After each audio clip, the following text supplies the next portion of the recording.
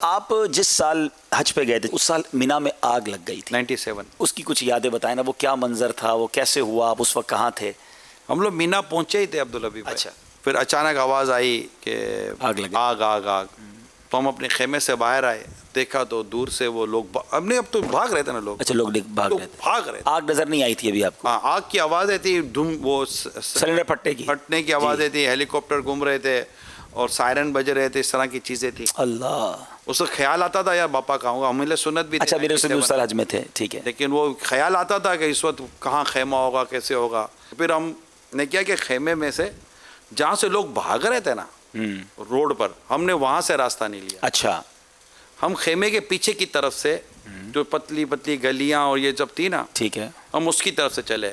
اس میں دو چیزیں جو خاص وجہ، رفیق الحرمین میں آپ نے دیکھو اسپرے، جی، نکالا اسپرے ساتھ رکھے اپنے، ٹھیک ہے، ہم نے اپنی اسپرے کی بوتلیں نکال لیں اور وہ ہاتھ کے پنکھے، ٹھیک ہے، گرمی شریف بھی تھی، لائٹ تو بند ہو گئی، گرمی بھی تھی، ٹھیک ہے، تو ہم لوگ پھر چلتے چلتے چلتے چلتے مسجد خیف اچھا، تک گئے، اور مسجد خیف میں اوپر کی طرف ہم چلے گئے، پہاڑ کی طرف چلے ٹھیک ہے۔ گئے، اور وہاں جا کر پھر ہم بیٹھ کر اوپر سے ہم پھر دیکھ رہے پھر تھے۔ تو آپ کو نظارہ بھی آ رہا ہوگا کہ کتنا بڑا بالکل تھا، کافی لوگ اس میں شہید ہوئے تھے۔ مطلب میں آپ کو بتا رہا ہوں کہ حالت، خیر ہم نے پھر تھوڑا سا وہ معاملہ انڈر کنٹرول ہوا، ہم سب نے پہلے اپنے گھروں پر فون کر کے اطلاع دی، جو بھی تھے اسلام کو پہلے جائیں اپنے، اس زمانے میں تو موبائل فون نہیں ہوتے تھے، بوتھ ہوتے تھے، بوتھ لگے ہوئے ٹھیک ہے، ٹوکن سکے ڈالیں اور فون کریں، تو میں کہا پہلے جا کر سب فون کر لو۔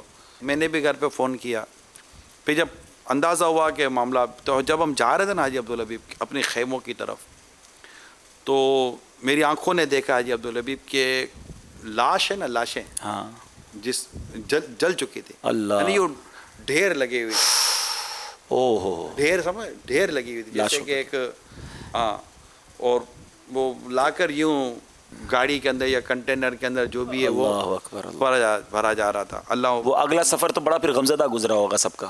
پھر تو ہم جب خیمے میں گئے تو دیکھنے کا بات یہ تھا کہ یہ سمجھے کہ یہ عبدالحبیب بھائی، یہ ہمارا خیمے والا حصہ تھا، یہ دوسرے خیمے بیچ میں روڈ ہوتی ہے، بیچ میں سڑک ہوتی ہے، ٹھیک ہے۔